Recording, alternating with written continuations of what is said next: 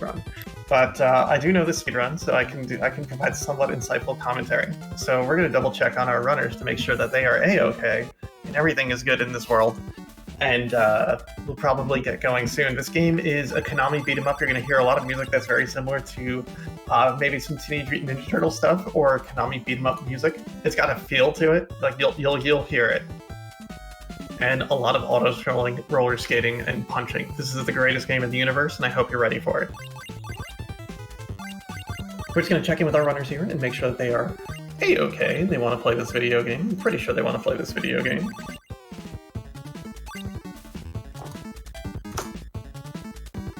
And then I'll give a, I mean, I guess I would count down, but they're kind of the ones that need to know to go.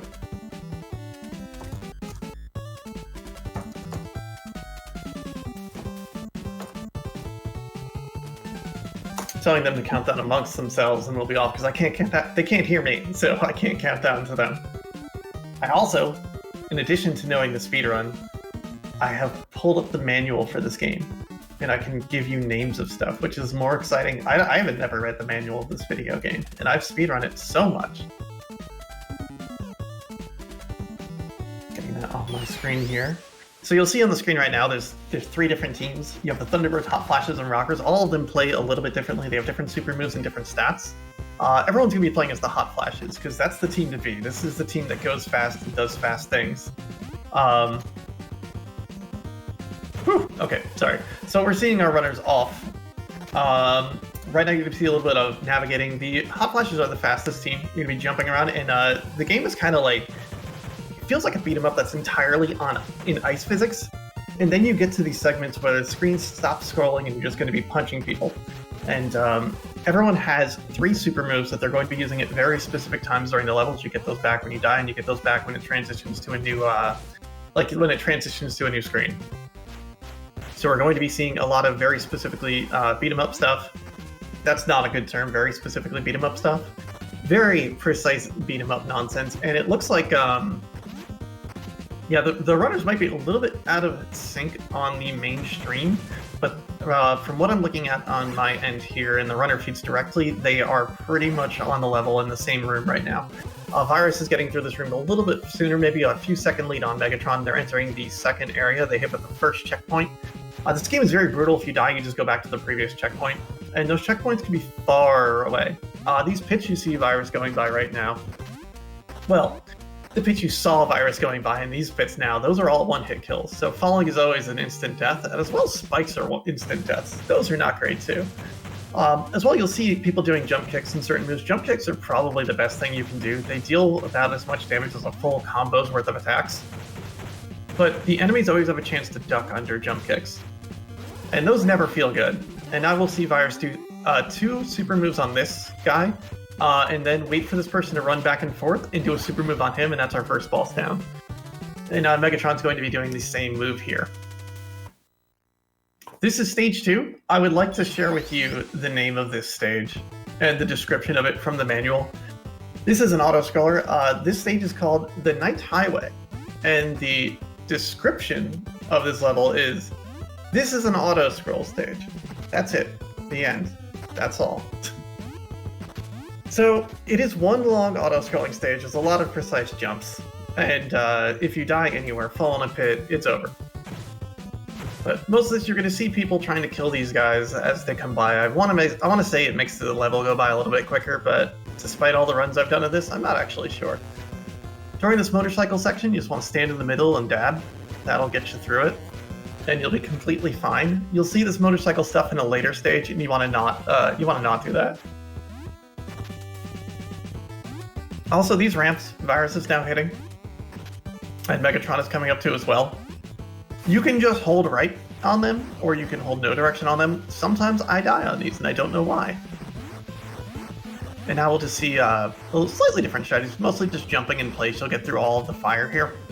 Now this barrel section here, it is very easy to get hit by that last barrel, and if it hits you, you will just stay on the floor and get pushed into the pit. Not a great sequence.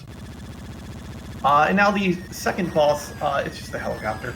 Say hi to this helicopter. I do want to mention these barrels you're seeing, the barrels from this stage, have names. One of them is called the Can-Can. and the other one is called Valdez Jr., which is an excellent name for barrels.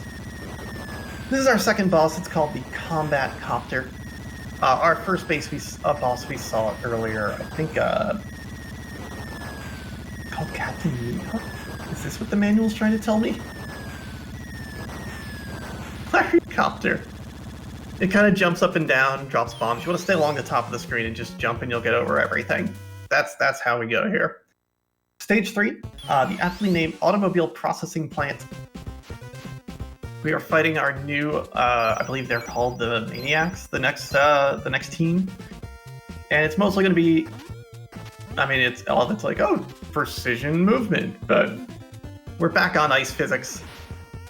We're just going to find the route through this stage. It's all pretty much no RNG as to what happens here, so as long as you're taking the same route every time, you'll be completely fine. Occasionally I get hit by a barrel, but you want to stay on this right side on the vertical sections and kind of just jump at the right time. Moving on to our, wouldn't call it a boss, but this section here. You want to lump them together and do the super move. Take it as many people as we can, as quickly as we can, otherwise it's a lot of punching. Now we're entering 3-2. This is easily the worst section of the game for new players. Most of the time when you play this game casually, you'll get stuck on the auto-scroller a little bit, but you'll get here and this is like a brick wall to new players. I spent forever trying to get through this area. Beautifully enough named, the cranes from the previous level are called Icky Bop Crane, according to the manual, and the water in this level is named Radon Sludge Juice. I think it's a little extreme, doesn't need to be. This fight here is one of my favorite beat 'em up sections because you're trying to push these people over to the right and then do a quick combo to knock them off, and you want to just do your super kick on the last two. But oh, that was a terrifying jump on Virus's side. That was beautiful. And more fire. Stay along the bottom, you'll be fine. You want to go to the top here for the last one to jump, but it's real easy to get a little bit overconfident, jump over the fire, and just land directly in the water. Here's our boss. Does this boss have a name? This person has... Oh, I don't think they have a name. I'm sorry, the first boss was called Lucy Furball. This is Guru Drew. Guy with a spear, I guess. But some precise jumps and attacks get you through this. The first time I did this was ridiculously difficult. It's way harder than it looks like if you don't know what you're doing. Moving on to our next level, another auto-scroller. This is going to be our last auto-scroller of the run. This level is called the Regional Freeway, and I'd love to share with you the description of the stage. It's called Another Auto-Scroll Stage. So please, enjoy the auto-scroll stage. These dogs you're seeing run by, they have names. They're called Moon Doggy. And the boss of the stage also has a name. But we've got more motorcycle people under the name of Moto Crusher. You want to move up after they go by this time so to avoid the Molotov cocktails. Otherwise, they will super hit you. Also, if you are unaware, I'll take this time during the auto-scroller. RollerGames is based off of an actual TV show, mostly famous for the first episode of they had actual alligators in it, or was it crocodiles? I don't quite know, but it's a roller derby kind of meets like wrestling, and the first episode was infamous for having a crocodile pit in the middle. I don't think that ever came back. There's also a RollerGames pinball machine and a RollerGames arcade game, which is kind of a versus beat 'em up, where you're competing to beat up more people than the other player, but also you can hit each other. Here's our third boss, the Muck Truck. Mostly, what Virus is doing here, like you can't dodge everything, but you can kind of stand in the same place and get around the barrels if you stand in the right spot, and just let the truck dance around you. And you'll see Megatron doing a slightly different strategy. Megatron's adopting the strategy I mostly use. I'm too afraid of the truck. It's very scary.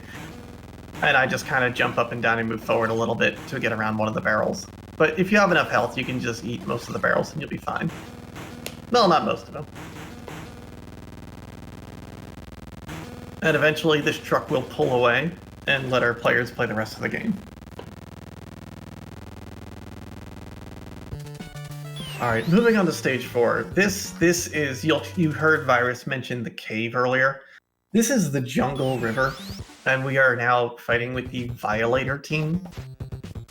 The Jungle River is terrible. It's absolutely miserable. Like, this first area is fine, but this stage is the worst. So, these guys, fighting the Violators themselves, they ain't so bad. But the cave that comes afterwards is going to be the deal breaker. I have never successfully navigated this cave at full speed. I have watched Virus run this game so many times and I've never pulled it off. I just kind of very scarily go through the cave at my own pace. But there is no RNG in the cave, you just gotta be perfect. Just be perfect, chat.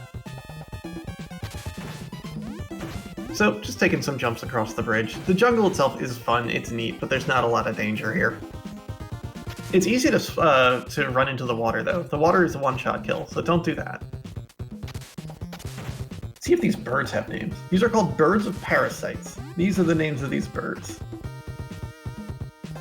We're running out of character names here, but that's okay.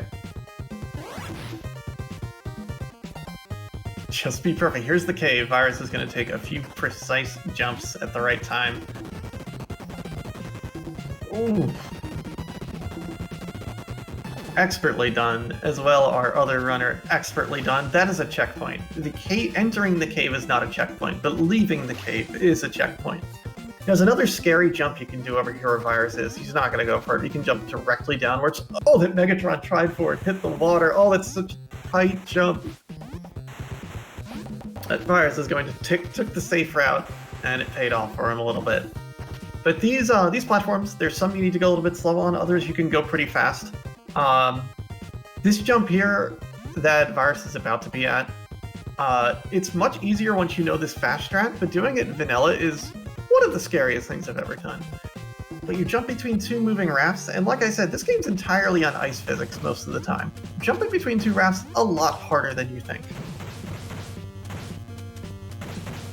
But Virus is going to be entering our next boss fight real soon. Boss fight and boss name not appearing in the manual. It's just not in it. So, you don't get a name for this character. You get Guy on a Ski-Doo. But there's no RNG in this. You want to kind of stay in the middle, lure it to jump over you, and hit it with your super move as it jumps. And it's the same fight every time. The only difference on the pattern is the third cycle. It's going to go a slightly different way. No, it's not. It's going to do the exact same thing. I am misremembering.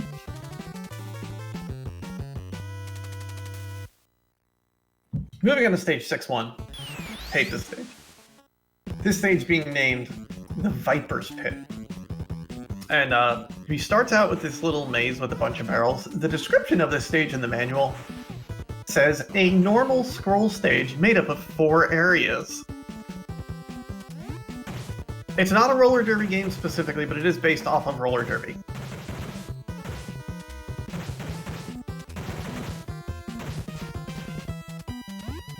Anywho, where'd my stream go? Okay, there we are. Players are navigating the maze. Obviously, they're going to know their way around the maze. This is not that much of a hassle. The next area, the spiky area that we're going to be getting to, is another big stopping point for this run. It's a section that doesn't seem very difficult, but the jumps it requires you to do are very mean. Luckily, it's heavily checkpointed. So you'll see our runners kind of just jumping over spike pits. These are really precise jumps. All of those spikes are one-hit kills. Landing on any of those will immediately end you. And we have this little beat-em-up section that I have played 1,000 times. You want as many jump kicks to land here as you can possibly pull off because it will kill these guys pretty quick. And then once you get down to the last few enemies, you can do your super move to take them out really quickly. And the last one ends up with 2 super moves. These jumps here on Virus's side are the bane of my existence, but getting up to the top here, there's going to be some flame jets. They are the worst. Oof. Beautifully done. Beautifully done. The fire tends to push you into the pit, and that's bad. Like, you get hit by the fire, but the scrolling keeps going, and that will push you into the spike pit. It's not good.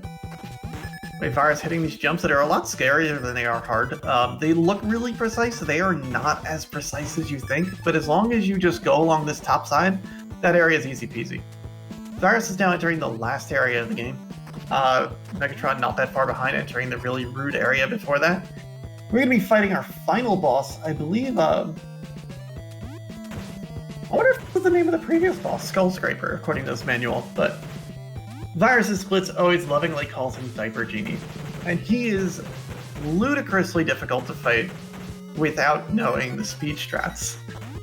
He seems to counter everything you do, and none of your moves seem to work correctly, but Virus is going to try to lock him into a stun lock, and if he gets out, you can just jump kick him to death in the right way.